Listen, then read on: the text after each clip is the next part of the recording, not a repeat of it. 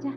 Ngumpulin telur sama anak buat sekolah sekolah minggu minggu ya. kan. Iya, Iya. sama kita bantu-bantu para jompo gitu Jompo. iya. Jangan anak Bagi sembako sama beliau-beliau. Iya. Ada Ibu Pendeta. Oh, ini Shalom. puji Tuhan kita baru Salam. kebahagiaan kita Shalom. sudah datang. Selamat datang Ibu Oni. Iya. Shalom. Silakan Bu. Iya, Duduk. terima kasih. Pagi hari ini kita lagi baru ketemu sama Pak Jasa. Ah, ya. Bicara tentang Paskah, Bu. Oh, Biasa iya. hari Minggu. Terus ini saya pengen ngomongin ada tentang kebangkitan Yesus Kristus, Ibu, maknanya untuk di hari Paskah. Yakin kalau tadi ada euforionya cari telur segala macam itu kan kegiatan seremonial. Tetapi firman Tuhan ini Bu yang menurut saya menarik untuk dibahas mengenai kebangkitan Tuhan Yesus di Yohanes 20 ayat 1 sampai 10. Bagaimana menurut pendapat Ibu? Jadi kita bawa. Iya, sebelumnya selamat Paskah, Mbak Paskah, Soni. Ibu. Selamat Bu. Paskah, Tuhan Mas berkati. Jasa. Oh iya. Gimana Paskah di gereja kemarin? Puji Puji Tuhan. Tuhan. Sungguh maknanya luar biasa Iya. sekali. Berbicara tentang kebangkitan Yesus Kristus ya. Oke, itu di Yohanes 20. Yohanes 20. Oke, baik, Yohanes 20. Ya, mari kita buka kitab Yohanes. Injil Yohanes pasal 20.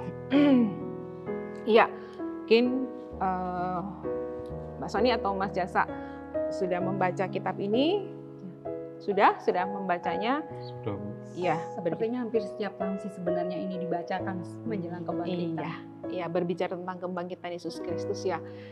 Ya, inti dari peristiwa Paskah itu adalah tentang kebangkitan Kristus Yesus yang kita ingat kebangkitan Yesus Kristus itu bukan pada saat peristiwa kebangkitan itu ya. Ya, peristiwa kebangkitan itu sendiri, tetapi peristiwa kebangkitan itu sudah dibuatkan dalam perjanjian lama.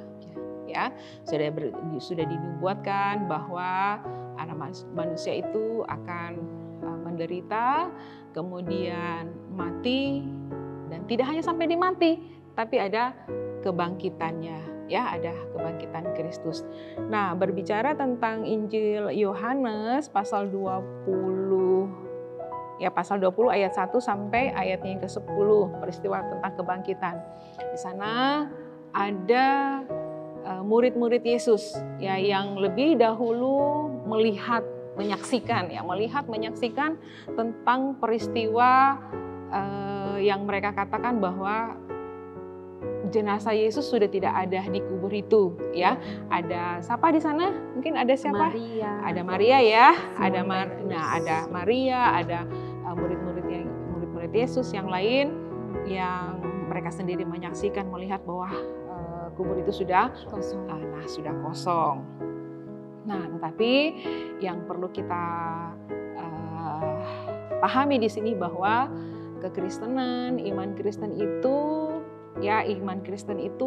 adalah iman bahwa kita mengimani Kristus yang telah mati, ya, telah mati karena apa?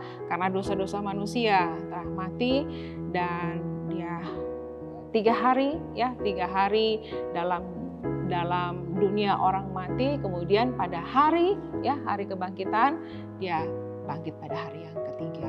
Jadi kekristenan itu kita memahami bahwa ada kematian Yesus Kristus yang kita sudah peringati kemarin ya pada Jumat Agung ya, ikut perjamuan kan? Ikut. Ya, kita mengimani Yesus yang sudah mati dan pada hari ini kita merayakan kebangkitan, merayakan kemenangan Kristus. Jadi iman kekristenan itu mengimani Yesus yang telah mati dan Yesus yang sudah bangkit. Ya, seperti itu. Nah, kira-kira menurut Mas Jasa dan Mbak Soni dalam lingkungan kedinasan kita nih di TNI Angkatan Laut, kira-kira kita memaknai Paskah itu seperti apa? Mungkin dari Mas Jasa dulu ya. Kalau makna Paskah menurut kami sebagai prajurit TNI Angkatan Laut, kita itu harus disiplin di dalam bertugas, di dalam kehidupan sehari-hari, di dalam dinas. Kita itu harus baik loyalitas pada pimpinan kita, dan kita sendiri juga bisa membiaskan sesuai di dalam firman-firman, Bu. Jadi kita harus hidup berbeda kepada yang lain.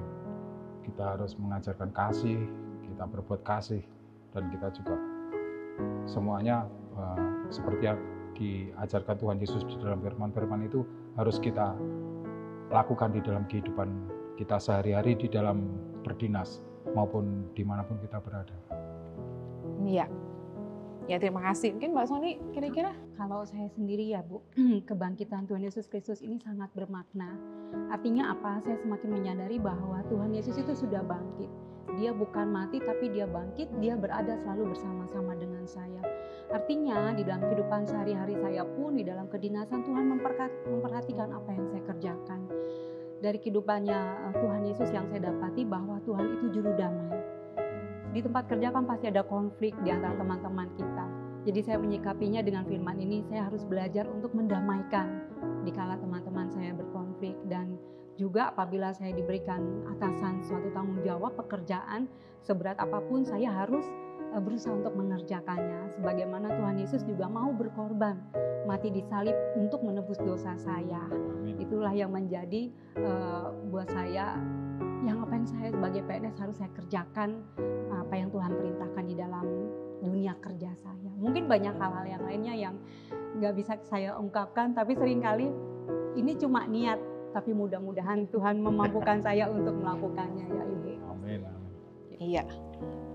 Kalau intinya gini ya, kalau kita juga tidak rajin baca firman, ya firman itu kan tidak hanya kita baca, misalnya nih di gereja kita ya seperti itu, ataupun nanti di gereja kita masing-masing. Tapi ya memang firman Tuhan itu harus kita baca setiap saat, setiap waktu kita punya.